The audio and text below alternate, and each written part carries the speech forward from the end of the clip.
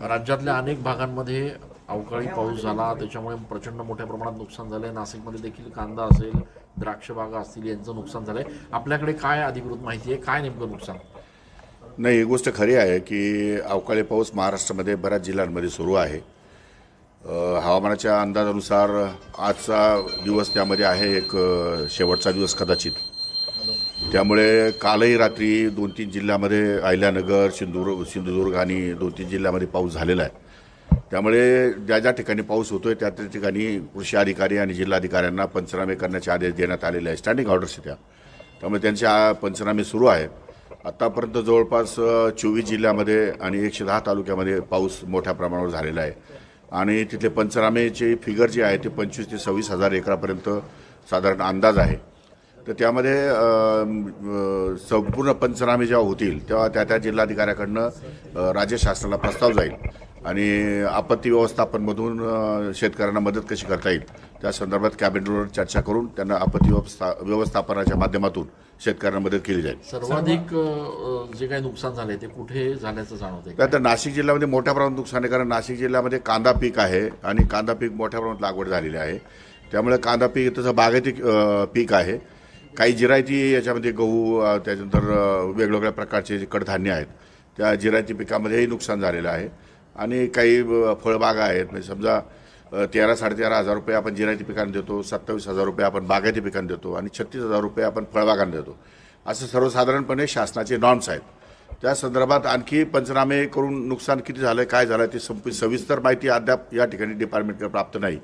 पण सविस्तर माहिती 1-2-4 दिवसामध्ये गोळा झाली की मग त्या संदर्भात आपत्ती व्यवस्थापन बरोबर मंत्र्यांबरोबर बसून एक निर्णय घेण्यात येईल आणि कॅबिनेटला ते संपूर्णपणे आढावा या ठिकाणी घेऊन आणि त्या दृष्टिकोनातून मदत जाहीर होईल। नाशिक जिल्ह्यामध्ये मोठ्या प्रमाणात नुकसान आहे, सटाणा, बागलाण परिसरामध्ये। राज्यामध्ये देखील अनेक ठिकाणी नुकसान झालंय। आपण प्रत्यक्ष काही पाहणी मी जाणार आहे। मी आता आज थोड्या वेळाने जमलं तर मार्च सांगवीला या ठिकाणी जाणार आहे माझी मीटिंग संपल्यानंतर आणि तिथे पाहणार आहे। उद्या जमलं तर नंदुरबारला जाणार आहे, परवा नंदुरबारला सुद्धा मी त्या ठिकाणी पाहणार आहे। 2-4 ठिकाणी जिथे मला शक्य आहे त्या ठिकाणी शेतीवर जाऊन प्रत्यक्षात मी या ठिकाणी पाहणी करणार आहे। पीक विम्याचा ट्रान्झिशन पिरियड आहे, रिन्युअलचा पिरियड आहे शेतीचा, काही त्याचा परिणाम यावर होतो? अवकाळी पीक विम्याच्या संदर्भामध्ये धोरणात्मक निर्णय अजून घ्यायचा बाकी आहे। त्या संदर्भात मागच्या पीक विम्याच्या काळामध्ये मोठ्या प्रमाणात तक्रारी प्राप्त झाल्या होत्या। त्यामुळे पीक विम्यावरती रिवाईज या ठिकाणी प्लॅन तयार करून त्या संदर्भात चर्चा माननीय मुख्यमंत्री आणि माननीय कॅबिनेट मंत्र्यांच्या बरोबर या ठिकाणी चर्चा करण्यात येईल आणि त्यानंतर पीक विम्याची या ठिकाणी घोषणा होईल। दादा, आता जे नुकसान झालेलं आहे, आता जे नुकसान झालंय ते कांद्याचं, उन्हाळ कांद्याचं मोठ्या प्रमाणात झालंय, कारण तो टिकणार नाही आता। त्याच्यामुळे 1.5 लाख रुपये एकरी मदत द्यावी अशी मागणी संघटनांकडून केली जाते। त्या संदर्भातला सविस्तर अहवाल प्राप्त झाल्यानंतर त्यात नुकसान किती झालंय, किती क्षेत्रावर झालंय, किती टक्के नुकसान झालंय याचा संपूर्ण अंदाज घेतला जाईल आणि त्या दृष्टिकोनातून मदत कशी जाहीर करायची त्यावेळेस कॅबिनेटमध्ये निर्णय होईल।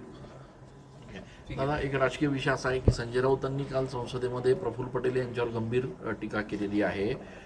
दाऊदचे दलाल अशा पद्धतीचं त्यांचं वक्तव्य काल संजय राऊतांनी केलं। संजय राऊत साहेब हे राजकीय दृष्ट्या बोलत असतात, त्यामुळे मीडियाने दखल घेण्याचं काम आहे। बाकीचे फार सिरियसनेस त्याच्यामध्ये नाही आहे आणि त्यामध्ये नसतो पण, त्यामुळे तुम्ही फार एवढं टेन्शन घेऊ नका आणि ठीक आहे, बोलतायत ते राजकीय बोलतायत एवढं लक्षात घ्या, कारण शेवटी प्रत्येकजण राजकारणासाठी काही ना काहीतरी उपद्या उकरून काढत असतो। त्यामुळे राजकारणाची जनतेची करमणूक या ठिकाणी होण्यासाठीचे विषय आहेत, पण तशा प्रकारचं काही या ठिकाणी नाही आहे।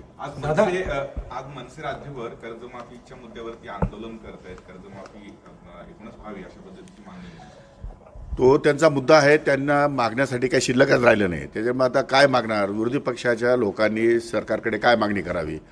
सरकारमध्ये काही मागण्यासारखंच काही राहिलं नाही, तर त्यामुळे कर्जमाफीचा मुद्दा या ठिकाणी ते लावून धरत आहे जास्त। तर त्या कर्जमाफीचा मुद्दा हा वादग्रस्त मुद्दा आहे, त्यावरती भाष्य करणं योग्य होणार नाही।